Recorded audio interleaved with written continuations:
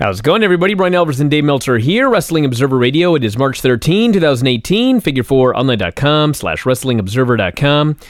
A lot to get into here today. We'll do the full Raw report here in a bit, but first off, this is your lineup as of right now for WrestleMania. Brock Lesnar, Roman Reigns, WWE Universal title. AJ Styles, Shinsuke Nakamura for the WWE title. Miz versus Seth Rollins versus Finn Balor for the Intercontinental title. Charlotte versus Asuka for the SmackDown Women's title. Apparently, Cesaro and Sheamus versus Braun Strowman, maybe for the tag team titles. We have the tournament final for the vacant Cruiserweight belt. Kurt Angle and Ronda Rousey versus Triple H and Shane McMahon. And yes, Dave, the Fabulous Moolah Memorial Battle Royal. And Nia Jax and Alexa should be announced next week, yeah. That'll probably come out next week, yeah. And John Cena Undertaker as well. John Cena and Undertaker will probably be next week as well, yeah. So that's pretty much going to be covered pretty much the card. So what happened? Well, hold on. We do have a 2-hour pre-show. So is it possible we're also going to get an Andre the Giant Battle Royal with the... Oh, we are. There is an Andre the Giant Battle Royal. Well, there you go then, so... Yeah, there absolutely is an Andre the Giant Battle Royal, yeah. Man, it seems like everybody's going to be on this card. That's crazy. Everybody's on the card every year. Oh, come on. That's why they have the Andre the Giant Battle Royal. You got to be kidding me. Everyone's always on the card. I've been watching this show now for weeks, and they're telling me that half the roster isn't going to be on this show. Every time someone got thrown into this Battle Royal in the main event, we were told they may not make it to WrestleMania. Yeah, they're all going to be there, pretty much. Maybe Kurt Hawkins. And he'll probably be there, too. But, so the deal is, okay, so over the weekend, actually, I guess around Friday-ish, I'm not really sure what day, but it pretty much is a lock that they are 100% now that Roman Reigns and Brock Lesnar is the main event. So, I mean, essentially they were holding back on any plans for Braun Strowman because he was going to be the fill-in. And now... I see. So 100% of the match is going to take place, but not necessarily close the show? Oh, I have no idea. I don't think anyone knows who's going to close the show. They probably won't decide that until the last week anyway. But the whole thing, I would still say it's the favorite to close the show, but it's not, nothing's a lock. I mean, nothing's a lock in WWE ever anyway. But in their minds, Lesnar and Roman Reigns is 100% on. That whatever they were worried about with Roman Reigns and Lesnar is fine. Everything's cool. You can read into that what you will. We still haven't seen that video. There's probably 2 or 3 different explanations, like I said the other night, and I'm sure it's one of them. So whatever it is, they're whatever. So Strowman now, the deal with Strowman, okay, just is that the idea was that they didn't want to commit to a Strowman match nor a Sheamus and Cesaro match because Strowman was going to be the fallback for Strowman if he wasn't in the main event was Sheamus and Cesaro, whether it was going to be a match or an angle, and it's actually going to be an angle at first. That was how it was all laid out. Now they are confident that Strowman isn't needed for the main event, so they did this thing to get to Sheamus and Cesaro against Strowman in a tag team championship match. Whether Strowman has a partner or not is... Vince may know, but nobody else does. Vince is going to make the call. So people who are asking, is it a handicap match or is it he's going to pick a partner? The answer is that Vince hasn't decided, or at least if he has, he hasn't told anybody or told almost nobody because that is still up in the air. So that's why this thing happened the way it did and why Strowman was, as I mentioned before, why Strowman wasn't locked into anything and why Sheamus and Cesaro didn't have a match either until today.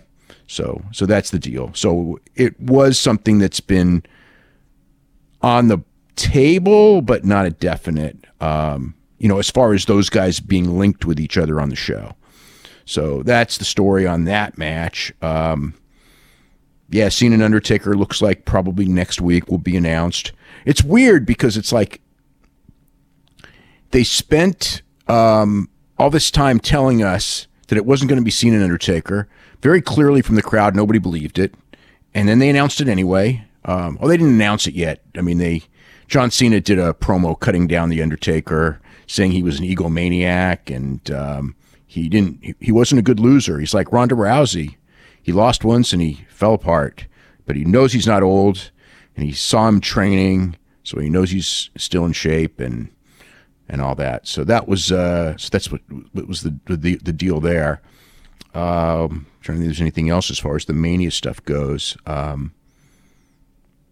No, I think that's pretty much it. The Shane McMahon match, I'm figuring, will probably be explained tomorrow night, most likely.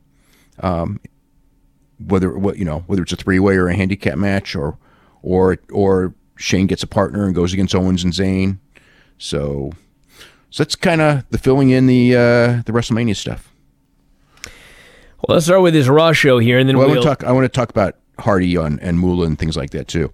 So Jeff Hardy, we talked about this last night, that he got a DUI, and apparently what happened was he crashed his car. His car veered off the road, and so this is obviously with Jeff. It's a pretty bad deal because of his track record. I mean, with Jey Uso in January, he got a DUI, and for the most part, nothing happened to him. I mean, he was pulled from an appearance, and there were little things, but as far as the Usos weren't buried, they didn't take the belts off him. They didn't, do anything publicly. As far as that, they didn't even acknowledge it really. But that was a first-time offense, and there wasn't a crash involved. This is a crash involved. It's Jeff Hardy, and he blew an 0.25 on his breathalyzer, which is pretty bad. It's an interesting thing how, sometimes there's like a lot of different double standards based on if you like a guy and you don't like a guy. And Jeff Hardy's one of these guys that pretty much everybody likes. He's been around for a long time. He works really hard. He started as a kid, and, he beats to a different drum and all that, but he doesn't seem like he's a harmful guy. I think that's the reputation that he kind of has. But the problem is he's had issues on and off for years and years and years. And I mean, I think that in this case, I mean, that 0.25 thing, and the crash, and the fact that, he is a guy who has a felony record on drug charges from, several years ago, but still he has it. He has 2 strikes on his WWE thing. I think that WWE pretty much, and I don't know how they're going to handle it, but I think they pretty much have to send him to rehab. I don't think there's any question about this. I think that's the only thing that they could do if they want to use him. I mean, they can do whatever they want, obviously, but I think that for the good of him and everyone in the company and everything, first thing first they got to do is get him healthy. I mean, him coming back and wrestling right now, going back on the road, if he didn't drive, I mean, it's one thing, but he did, and he did crash. And I just think that if there was no track record and it's the first time, it's one thing, but this is a long, long track record. You wanted to hope, like with a lot of these guys, you really want to hope and hear the story that they're clean. And, more often than not, they're not. When you hear they are, I mean, and there's certain guys where, people have gone and said over and over again that they're clean. And then when I ask around, it's like they're not.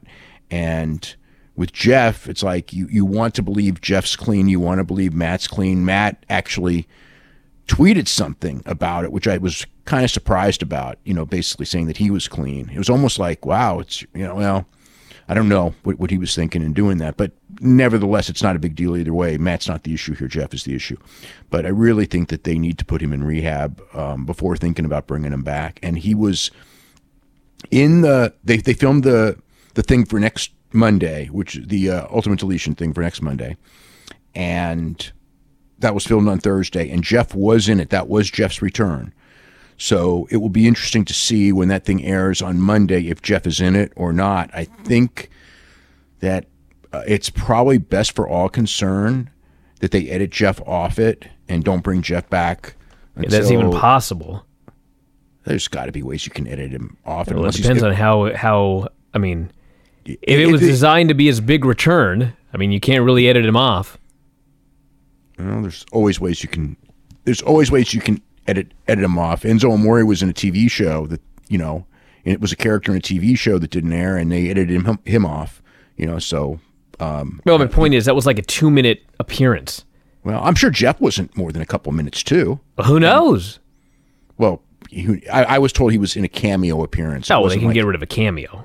Yeah, I hope so. So, anyway, we'll see how WWE handles it. But, I just think this is not one.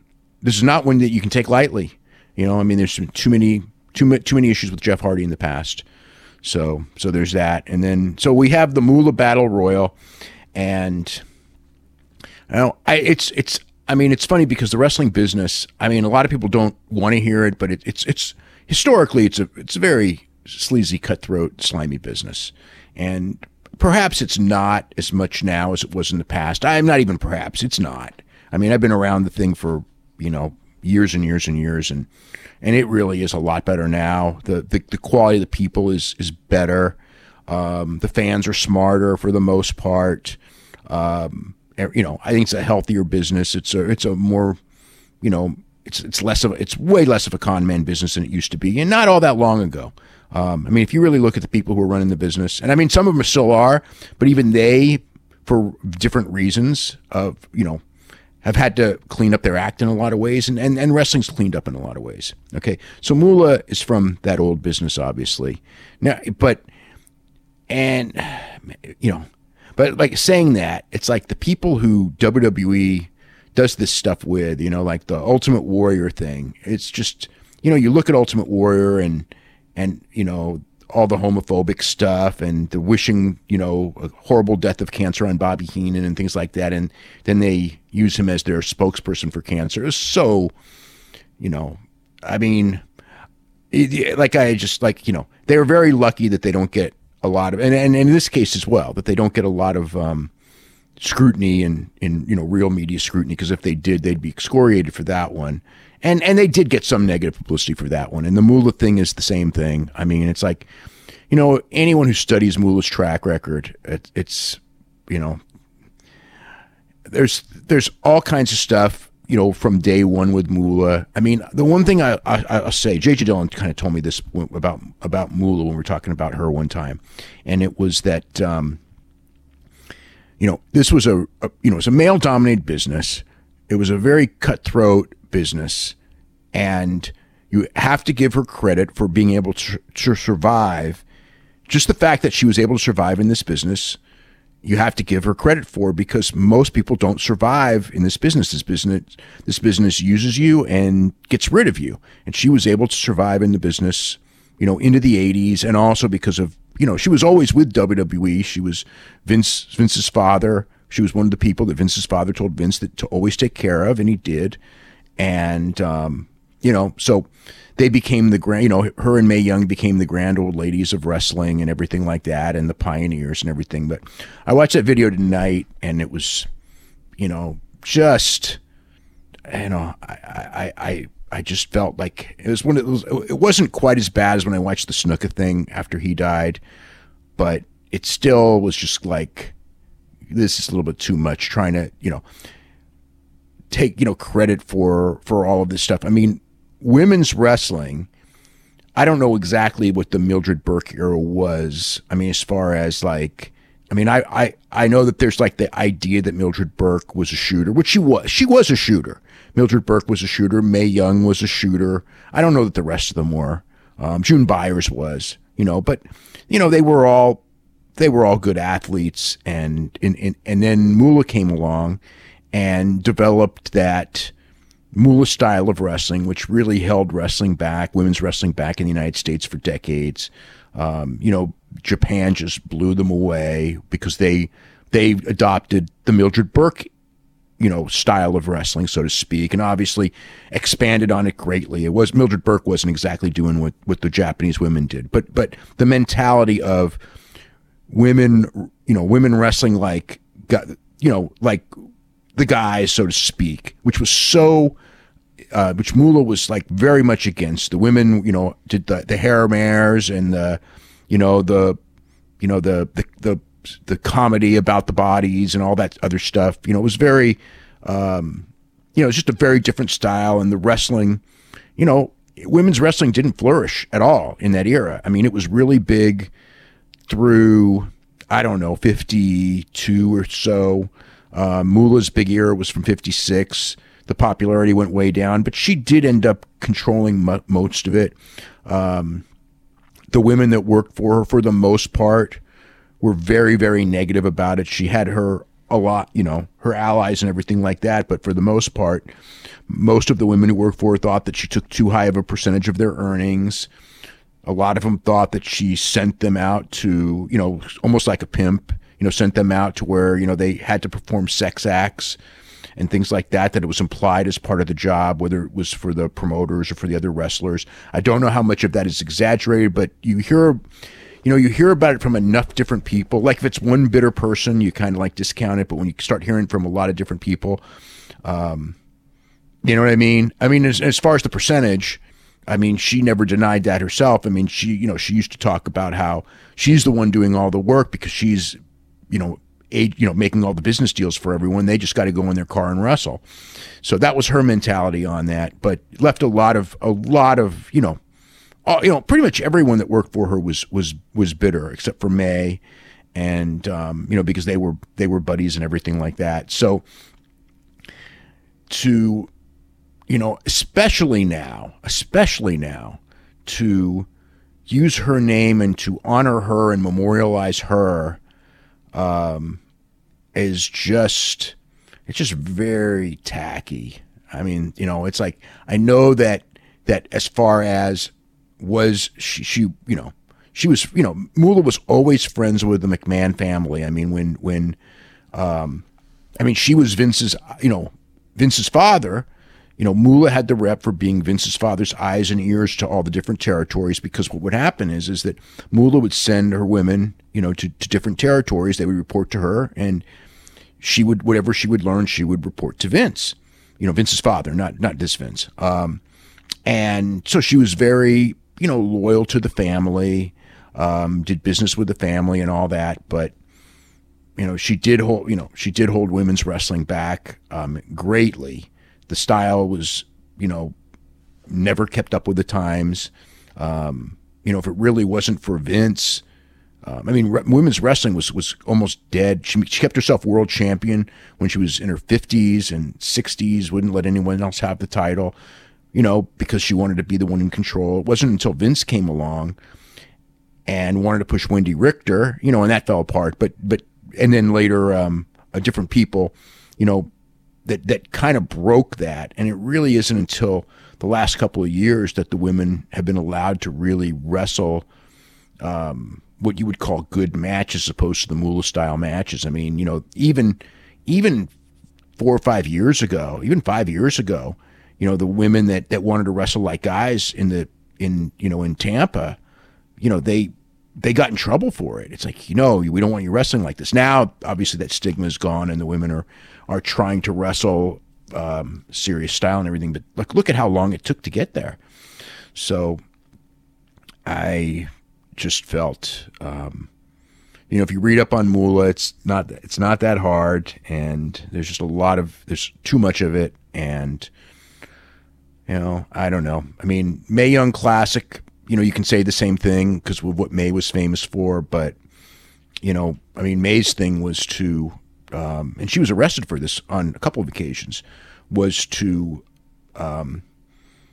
this is back in the 40s, maybe the 50s, that they would hook up with married men and basically beat them up and steal their wallets, with the idea that since they're married, they couldn't go to the cops, because if they went to the cops, they would, the family would find out that these married men were trying to have an affair with women wrestlers.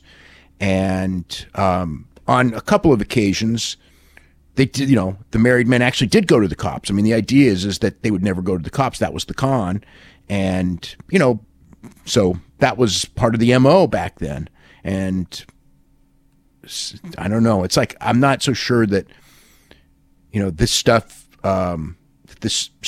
in today's pro wrestling business, that these are the people who you should be idolizing and all that. I mean, especially because there were great women wrestlers.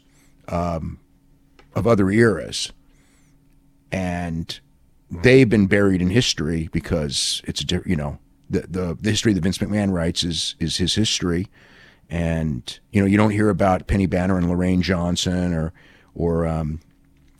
what's her name, June Byers or Mildred Burke or any of them, who were all big, Mildred Burke was a superstar in her era, much bigger than Moolah ever was, and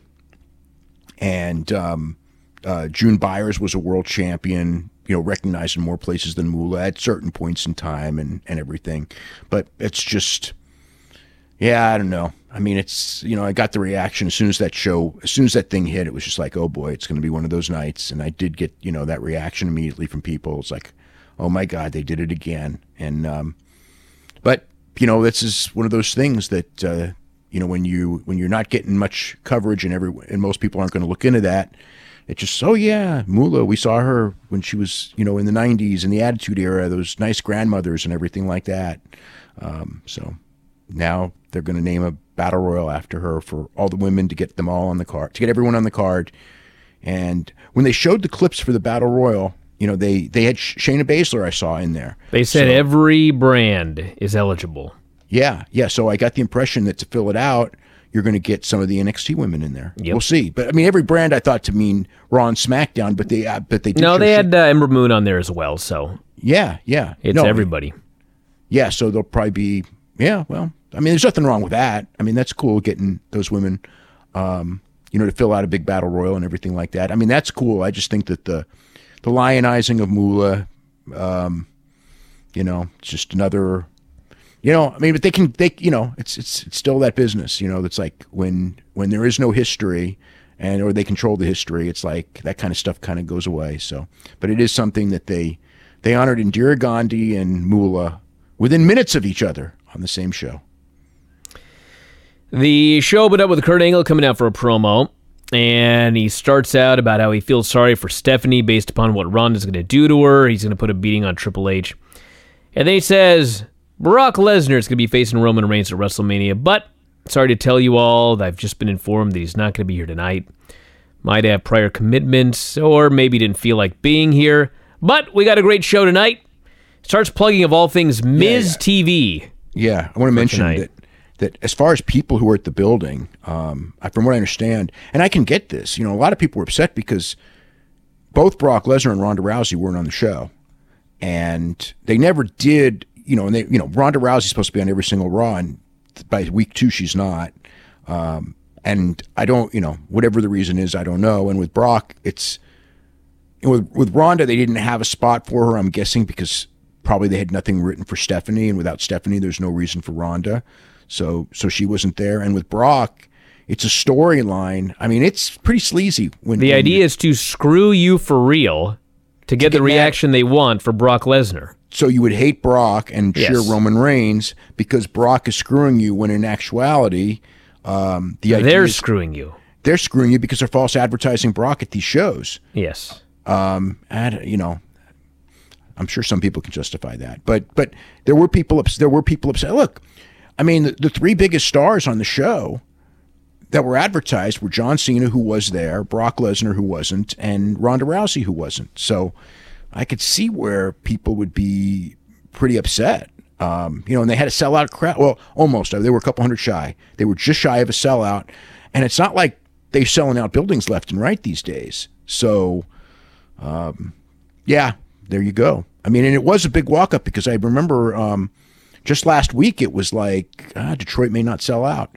I mean, Dallas is the one that had the good of the ones coming up. Dallas had the really good advance, so that one was going to sell out either way. But the rest of them, this one had a really good last week, and I've got to think that some of that has to do with the idea of those people being there. So Roman comes out, he cuts a promo saying that Brock doesn't respect him, the company, anybody in Detroit, or the viewers. He's getting the what treatment. Says Brock didn't show up for work today or last week, wants to know what the repercussions are going to be. Says there will not be any because he's Vince's boy. If anybody here in this building didn't show up for work, they'd be fired. He's furious at Vince for not having the balls to tell him that Brock wasn't there. Says, I'm almost never home. I'm out there every single day working for Vince. I'm fine being disrespected by Brock. I will not be disrespected by Vince McMahon. Okay, so I got a question. If Vince is treating him this bad, and Vince ended up suspending him on the show for shooting on the mic, right? You know, fake suspension for fake shooting on the mic.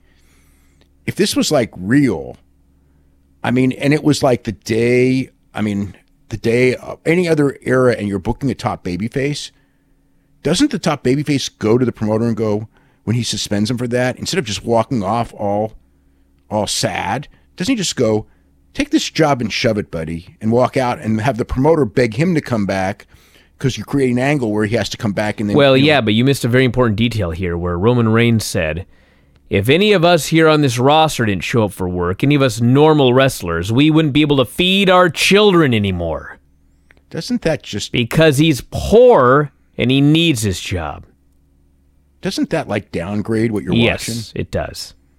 Yeah, I mean, do you think that like an NBA player, well, I don't want to, NBA player is probably not fair, but you know what I'm saying? Like a major athlete. Yes, it's ridiculous.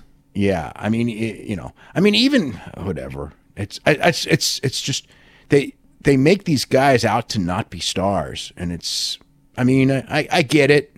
You know, they want the brand to be it and all that, and it's fine. They're making money, so and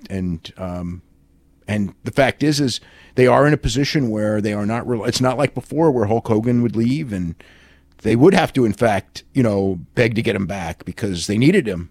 And now, I mean, John Cena can go do movies and they're fine. Roman Reigns can, you know, if he comes or goes, they're fine. Brock Lesnar signs, it's good. Doesn't sign, goes to UFC. Yeah, they lose a little bit, but ain't that big of a deal. So he storms through the curtain to the gorilla position. There's Vince working with Shane. Vince tells him to calm down. Let's go to my office and go to commercial.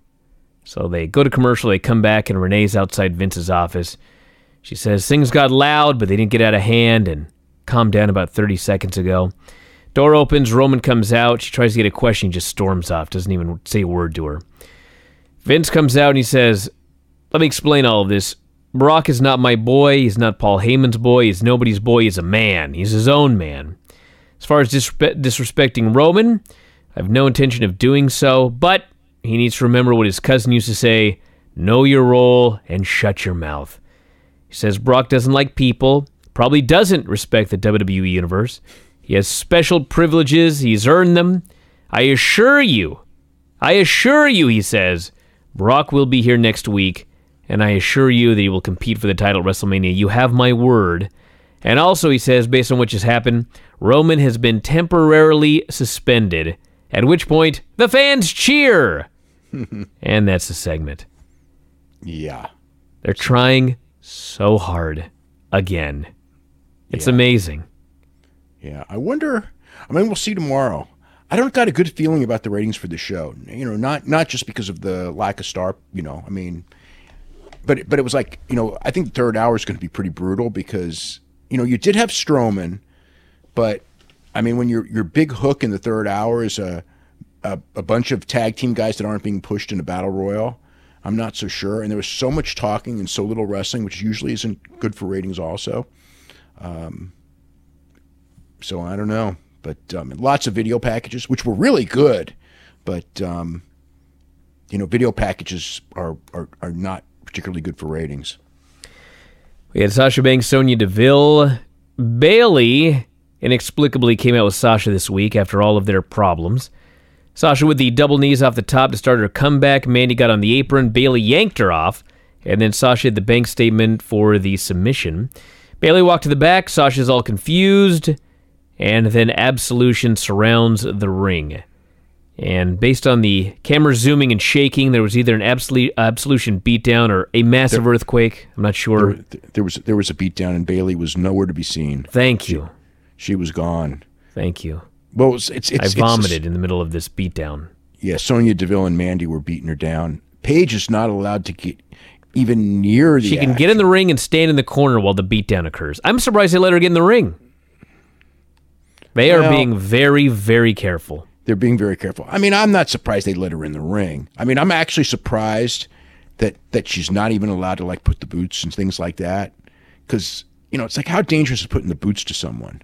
I mean, it's like, I could see where she's not allowed to take bumps for sure. But I mean, you know, they are, you know, really careful. I mean, for all the people who talk about like, oh, they're picking on Daniel Bryan, it's like Daniel Bryan at least can bounce up and down in the ropes and not do much physical, but Daniel Bryan may end up as a referee at WrestleMania for all we know. I mean, he's not banned from refereeing, and he did referee a match in Chicago, a couple months ago.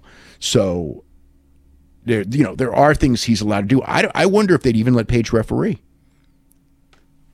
Maybe. I mean, she can get inside the ring. She just can't touch anybody. So can't take any bumps as a referee, but could probably get in there and count.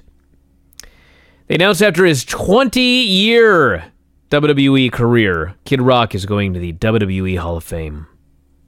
Yeah, great, wonderful. Maybe he'll perform since he's there. I hope not. He could do Undertaker's old music again, just like the old days. Oh, you're talking about at WrestleMania? Yeah. Okay, I thought you meant at the Hall of Fame. The last thing they need is a musical interlude on that show. No, I don't think they're going to have that. Miz was in the ring for Miz TV. He says the Miz Taraj isn't here tonight. They got a special match or a shot at WrestleMania. My guest tonight, Seth Rollins, Finn Balor. So, of course, Miz tries to stir heat up between them. Says it could have been himself and Seth, but Finn Balor got in the way. And Seth says, we're not that stupid. We know what you're trying to do. It's a triple threat. Deal with it. So then Miz tells Finn, hey, you've already beaten Seth. What do we need him in here for? Okay, so they're both so smart not to fall for Mrs. Thing, and then at the end they fall for Mrs. Thing. Well, they kind of did. They got on each other's nerves. They did. They got on each other's nerves, but then they knew what he was doing, and so they turned and beat him up. And then they fought each other. No, they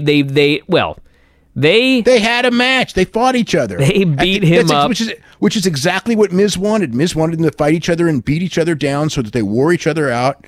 So in the end, they were smart enough to see through Miz and still did it.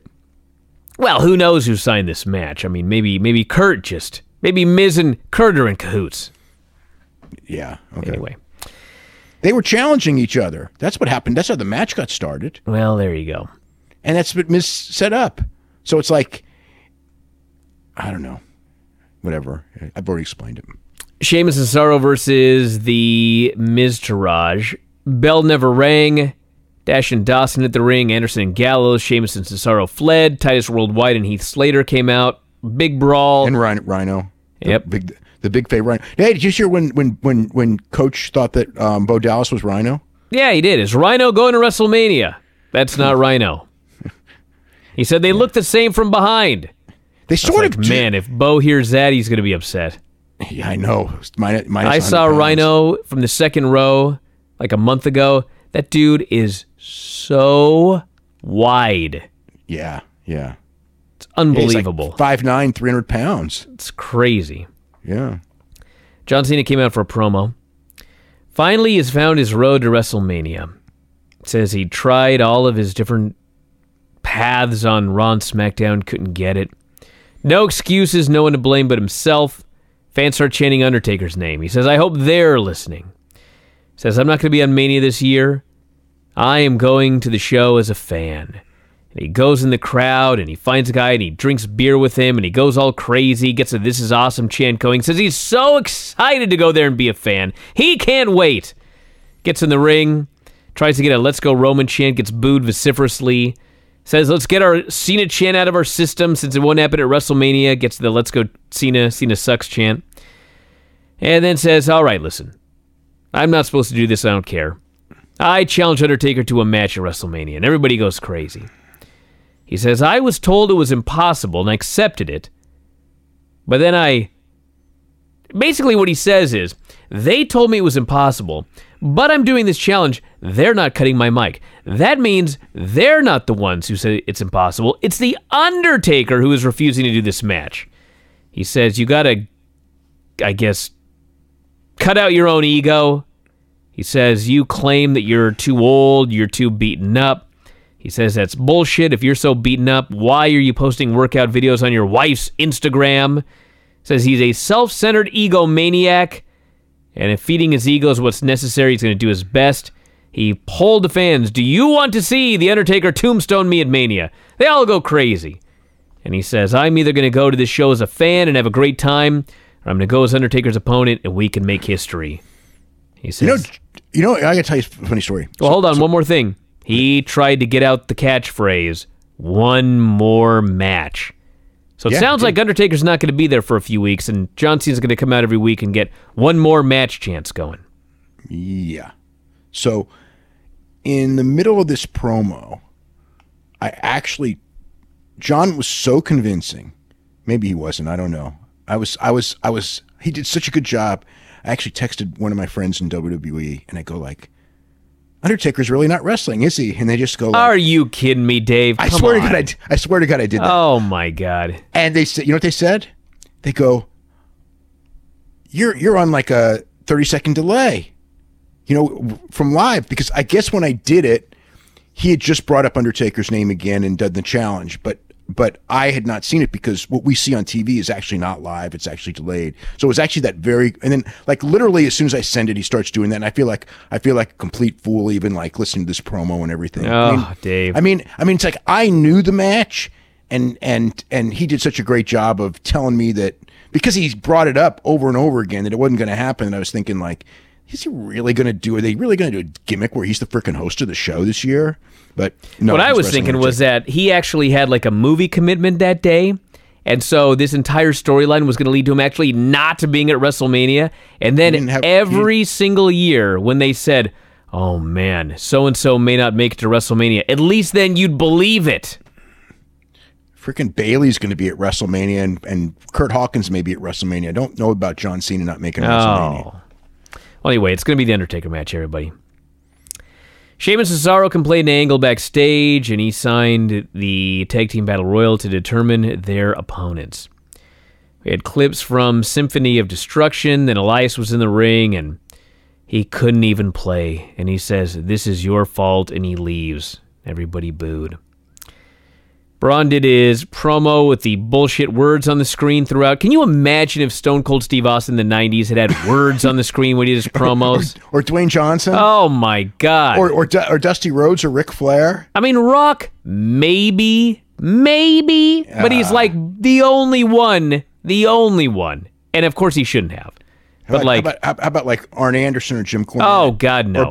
Or Bobby Heenan or something. No, terrible. This is so. You know what's funny about the words on the screen is like literally I have not spoken or heard from anyone who doesn't think that that's a terrible idea. Like everyone, like it's like there's very few things everyone agrees on, and that's one of them. Of just like it's corny, it's ridiculous. I think that they think that it appeals to young kids and yes, adults don't like it. That's their idea. It's a Snapchat gimmick. But I don't really believe that at all. No. Well, I mean, like, I don't know. I look at the demographics and I'm like, are you kidding me? Like, well, I mean, I don't know. It's just stupid. Seth Rollins, Finn Balor. It's actually a hell of a finish to this match. They had a fun match back and forth. Cole actually said during this match, I nearly just quit my job. He says, this match is so great. Can you imagine how great it's going to be when we add The Miz at WrestleMania? Yeah. I was like, are you absolutely kidding me?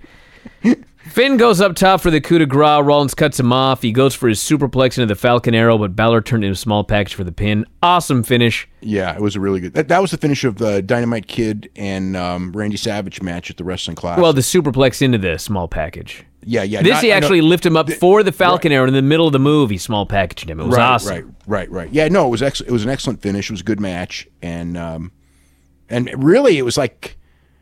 I don't want to say it's the only good thing on the show because I kind of like the Asuka and Mickie James match, but there was not a lot of good wrestling on the show, and this was, the best thing on the show for sure. We had the Mae Young Battle Royal promo. Don't want to get you going in Moolah Battle Royal. Moolah, you know what I'm talking about.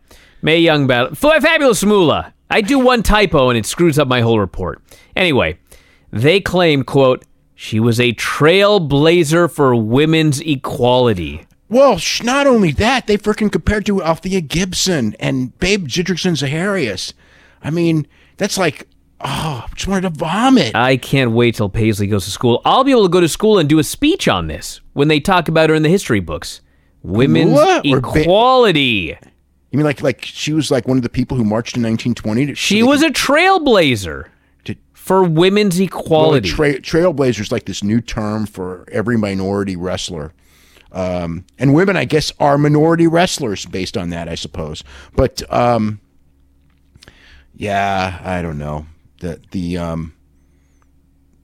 mean, Babe Didrikson-Zaharias was like just this incredible athlete who had a tie to wrestling because Babe Didrikson-Zaharias in her era was the best female athlete in the world, or at least in the United States. I don't know about the whole world, but in the United States, I mean, she was considered in many places the greatest female athlete of the first 50 years of the 20th century. She won a lot of polls in that. She was voted, female athlete of the year many times and all that. So, she was golfer, tennis. She could do pretty much anything that she set her mind to. And her husband was George Zaharias, who was a pretty like not a superstar wrestler, but a star wrestler. I thought he sold steroids to everybody in the mid-90s. No? Never mind. George Zaharias? Go ahead. Oh, Jesus Christ.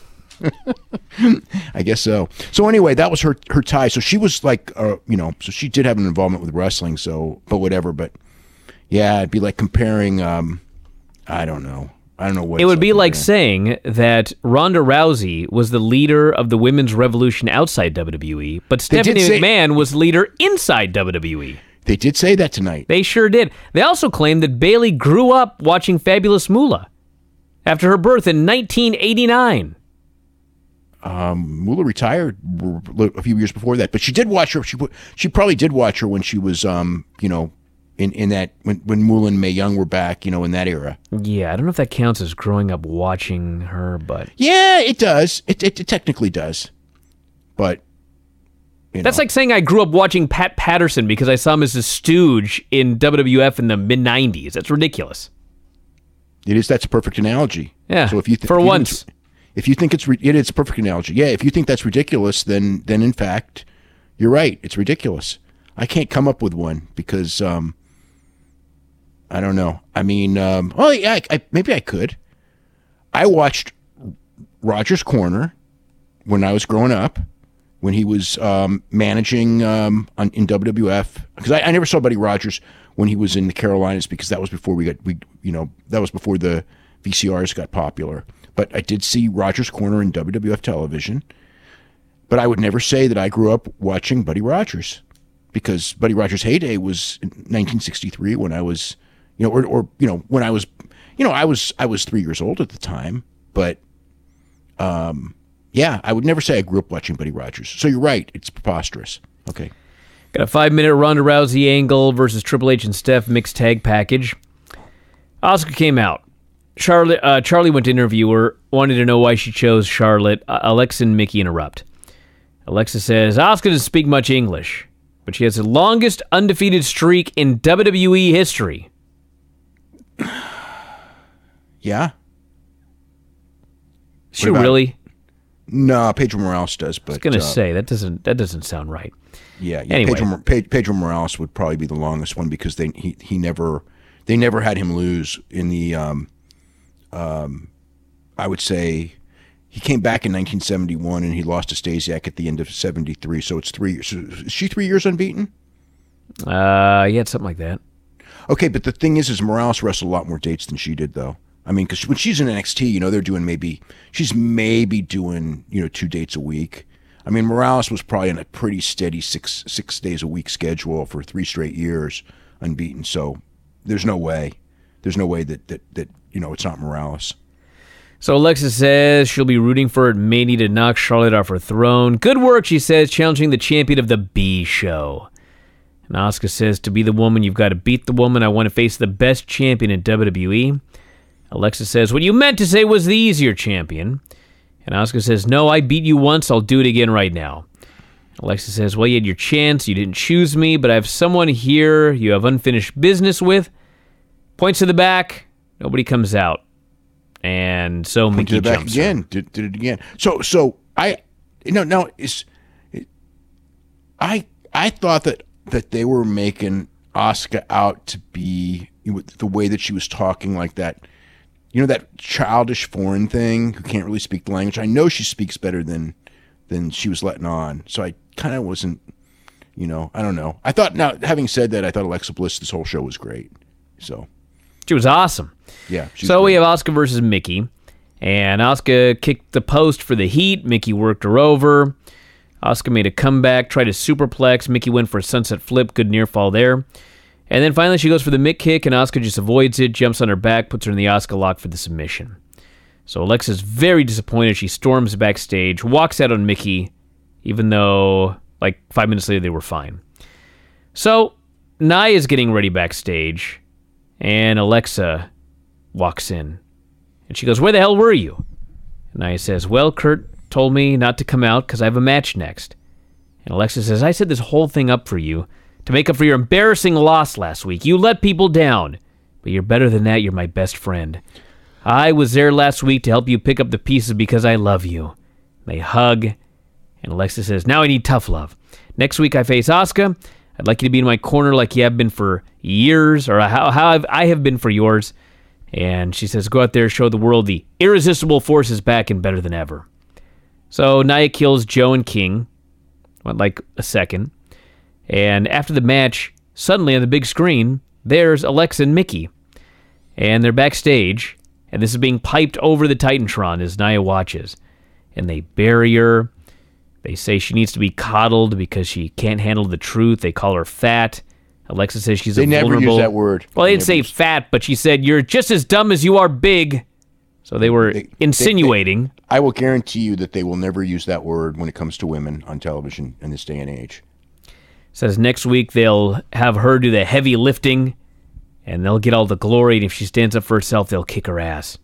So Charlie then walks in and says, "Well, we had an interview scheduled." You're on candid camera. Yeah, this boom mic's been on the whole time. Doesn't mention the camera. Everyone just heard what you said. So Nia's walking to the back all sad, but then she gets pissed off, and she storms back there, and Mickey and Alexa flee, and Nia storms in, throwing stuff around, total meltdown, screaming, crying. This was awesome. It was really good, but you could also tell this was when she's doing that meltdown thing. It was like you can really tell that there are no women writers with any power, and these are all men writers writing for women, because women writers would never write her meltdown like this. That's a total guy writing of a women's meltdown. So whatever. I mean, I thought it was effective as hell, but I mean that was the thing that really hit me, was like, I know it's women writing for men. I mean, men writing for women on their perception. We have Ultimate Deletion taking place next week. Bray accepted the challenge. He added it would be a real shame if something bad were to happen to Matt's family. It's actually the best Bray promo in years because I knew what he was talking about. Kurt then says, "I knew Bray was crazy. What the heck happened to Matt? Where's he been? It's been months now." So a ref shows up. More than that. Kurt says, "Listen, I need you next week to referee the Ultimate Deletion match." And the ref pauses and says, "Did I do something wrong?" Kurt says, "No, just try to make sure they both make it back to Raw in one piece." And then the exciting main event, Titus Worldwide, Slater and Rhino, Miz Taraj, Revival, Anderson and Gallows, and Braun Strowman in a tag team battle royal with the Bar doing commentary. God, it's really sad because it made the tag team division just look so bad. They all looked like geeks.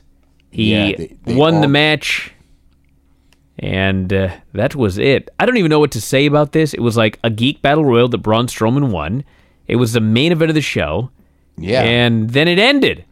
That was it. Yeah. I mean, they put Braun Strowman over big. So there you go. So I guess it's a one-man show. Unless he gets a partner, I guess. But I don't think he needs one.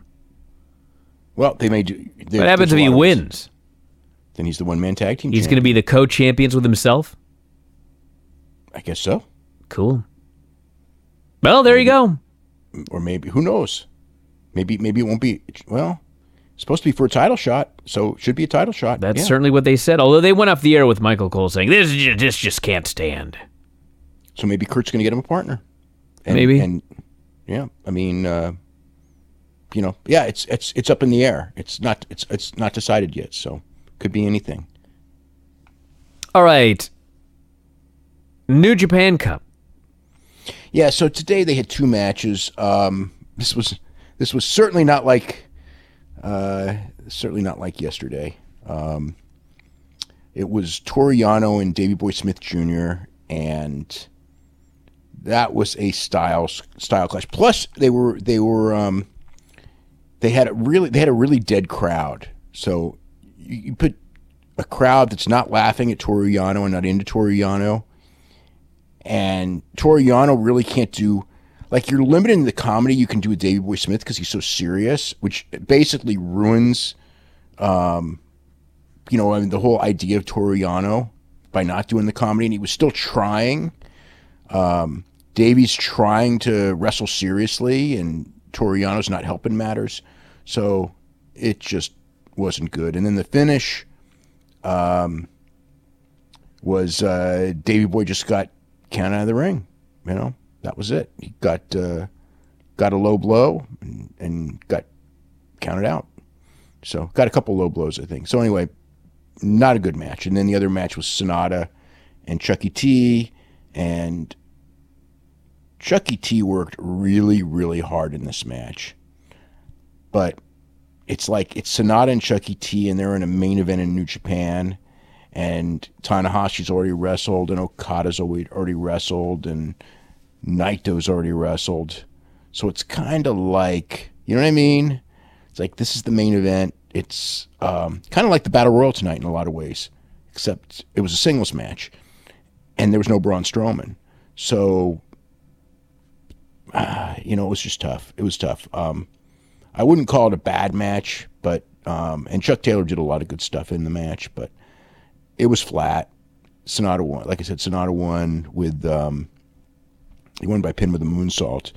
So Sonata and Toru Yano were wrestling. So we got the whole second round. It's Michael Elgin and Juice Robinson, Fale and Tanahashi, Ibushi and Zack Sabre, and then this one, which is Sonata and Yano. So I gotta feel Sonata beats Yano, and then Sonata will face either Ibushi or Sabre, which would probably be a hell of a match. And then on the other end, we'll see. We'll see who advances. It's hard to predict. I mean, you would look at this and go, well, wouldn't it be so cool if it's Ibushi and Tanahashi in the finals? And it would be. It'd be super cool. But the one thing with the New Japan Cup is that it usually ends up not being as cool as it looks on paper. Unlike G1, which always ends up being better than it looks on paper, the New Japan Cup just doesn't. I don't know. But yeah, I don't know. I'm kind of thinking, like they did another tag today with Okada and Ibushi on opposite sides. So maybe that's the deal. Maybe that's the deal for April. I don't know. Being the Elite for this week. Yeah. I will say this for Being the Elite. Sometimes when we watch WWE and sometimes TNA or Impact or whatever, usually not other promotions, there's this thing where it's like, if you're watching this and you got a family member who walks into the room while you're watching this, it's like you're going to be really, there's moments where you're just, how can you watch this crap, right?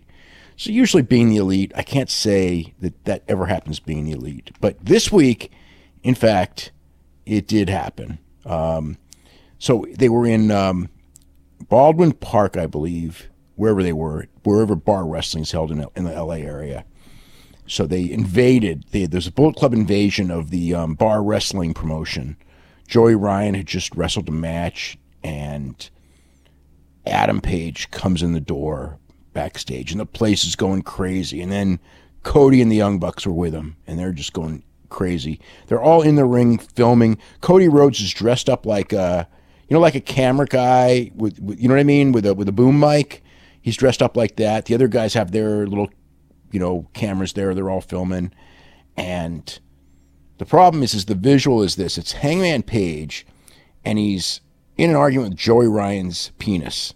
Okay, and he's yelling at the penis, and he's saying it's a fake, and blah, blah, blah. Joey Ryan's just kind of standing there. And they just show him, like, with his head talking to Joey Ryan's trunks. Finally, he grabs it, and he holds on, and they're just, they're filming this close-up of him grabbing Joey Ryan's penis for a long time, far longer than, in fact, it's comfortable to watch. It got quite weird. Then he tries to let go, as the penis is not, in fact, injuring Hangman Page, and he's calling it a fraud. And he wants to, he's proved his point, and he wants to let go. But in fact, Joey Ryan's penis has incredible magnetic ability, or perhaps it was smothered in, stickum or something or whatever. But he can't get his hands off the guy's penis, and in fact, he gets flipped. And the place goes completely nuts. And then Joey Ryan pours urine down. It's probably not really urine, but it's supposed to be urine. They've been playing this up on the shows for the last couple of weeks, that, Joey Ryan is so despondent for a while there that he's sitting on the couch and he won't even go to the bathroom, and he's got this jug that he pees in. So he brings out the jug that he's been peeing in for the last several weeks. He pours it down Adam Page's throat, and then he super kicks Adam Page, and the whatever it is goes flying everywhere. So that's the angle. It did get better from there, the rest of the show. And I mean, it did work in front of the crowd. I mean, the crowd went completely bananas for it. It's like inside stuff. But yeah, I could see, if you're not inside, I'm just telling you, like, man, I watch everything, and it was pretty weird. Okay, so anyway, after that, they're building up a thing where I guess Flip Gordon now has the hots for Brandy. Somebody always has the hots for Brandy. She's trying to learn how to run the ropes and climb the ropes, and she keeps falling off. And Flip Gordon is giving her tips, and Flip Gordon is completely smitten by this woman. And so there's that. So then they show the deal from the pay-per-view where Kenny Omega takes off of his bare head and takes out Cody, and Brandy kisses him.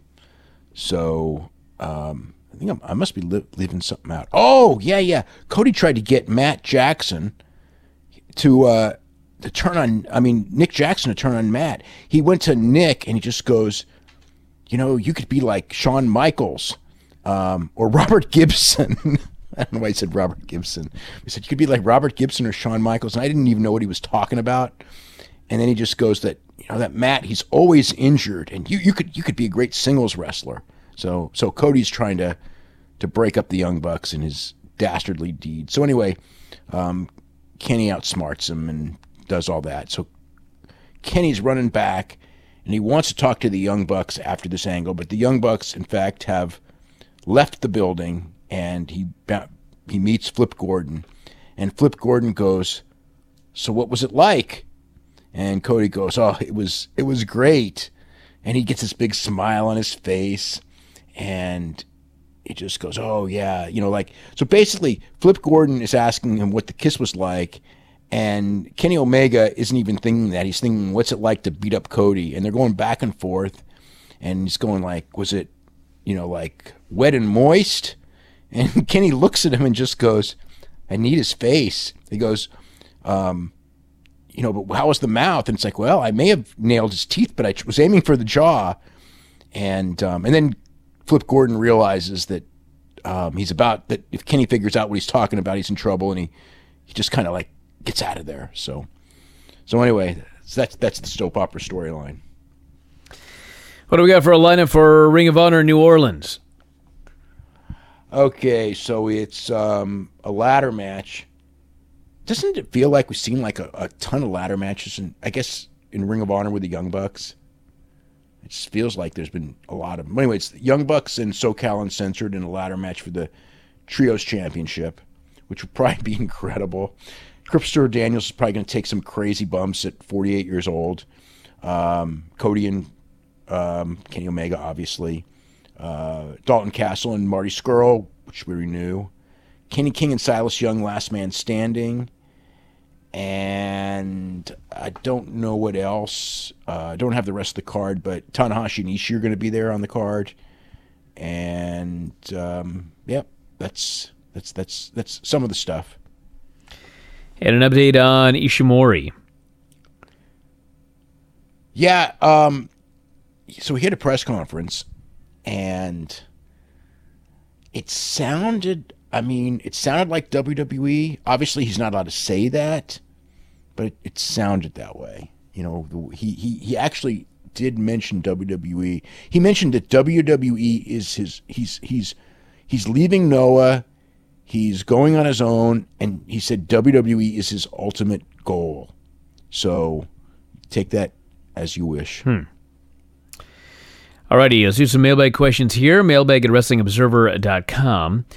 This person says, any update on whether Keith Lee will be allowed to work New Japan Strong Style Evolved show? I still don't know. That's up to if Evolve gives permission, because Evolve's got him under contract. I have not heard the answer to that one yet. This person here says, Santo and Mil Mascaras were the big stars of old Lucha, like a Hulk Hogan. But who was the big-name workhorse of old-school Lucha Libre, the Ric Flair of Lucha, if you will? I don't know if there really was a Ric Flair. Maybe Paraguayo. I used to say Connect because Connect had all those world titles and Ric Flair had all those world titles. But I wouldn't say that anymore because I think that Flair's legacy survived better than Connect's legacy. From that era, I don't know. I mean, Blue Demon, maybe. It's hard to say. I mean, Blue Demon was considered like better worker than Santo, better wrestler than Santo, tough guy. So you could perhaps say that. I mean, you could sort of say Mascaras even, because Mascaras. I mean, a lot of people didn't like to work with Mascaras. A lot of people didn't, because he was very selfish in the ring and didn't like to sell.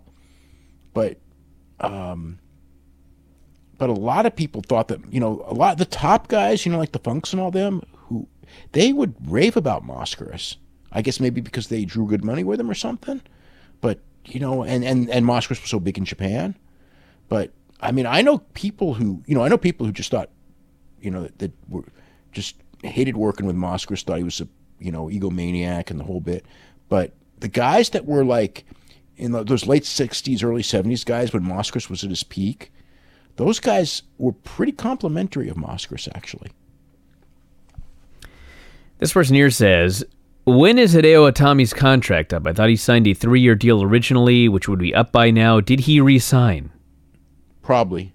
Don't know. But he's not going anywhere right now. This person here says, in today's wrestling, merchandise is ubiquitous. Can you tell me which wrestlers or promotions were the first to offer merch? What did they sell? And when did merchandise become a significant revenue source, and for who? He wants the history of merchandise. I mean, they used to have programs and stuff. The first that I saw of merchandise would have been when I was in Japan. You know, like elaborate merchandise. You know, the all the Japanese shows, they were ahead of the curve, which is funny because the Japanese merchandise is still, I mean, it's better than it was. It's more up to date than it was, and New Japan actually does tremendous merchandise business. But it's like they were way ahead of the curve, and then they got behind the curve for a long time. It's like they invented it, and then we surpassed them in that one. But they were doing merchandise in the 70s long before anyone else, or at least as I can tell. I mean, I know that Mexico, you always had the masks. I don't know how far back that goes, but it goes back as far as I've ever been or ever seen is selling the masks and the magazines in front of the buildings. But I couldn't tell you when it started. It's some territories didn't have much of it. I mean, we didn't have hardly any merchandise here at all. But Memphis, you know, would have like the records by the wrestlers and The pictures was a big, the big thing, with a lot of the babyface wrestlers and everything. Certainly in the 70s, because that's when Cornette was growing up and he was running the merch stand. So Memphis may have been like ahead of the curve, because I went to Florida and they didn't have merch stands, but we I remember going to Miami and buying pictures from Ruth Oman. But that was just like, she's this awesome photographer who sat at ringside, and she'd bring her picture books and we would buy pictures, but it wasn't official or anything like that. As far as like, I think Memphis maybe would have been the first that did primitive versions of merchandise. And so maybe Jim Cornette actually wrote a book about that. So maybe that would give at least the Memphis history, which may be the first for the U.S. promotions as far as that really did significant merchandise business. This person here says, with Rousey's recent switch to WWE, do you know whether she remains in the USADA testing pool? She was in the testing pool as of a couple of weeks ago, but she hadn't been tested since her fight with Amanda Nunes. So she was in the testing pool all of last year. She never took herself out. She never said she's retired. In fact, I think that somebody talked to her recently and asked her if she was retired, and she said no, she's not retired. So I presume she's still in the testing pool, but they're not testing her. And honestly, why waste resources to test her when she didn't fight anytime soon? So they could come over and show up at WWE or show up wherever, show up when she's cooking at home and test her, but they haven't done it. This person here says, with the CWC 2 years ago and a women's tournament last year, what is the tournament in the works for this summer? Don't know.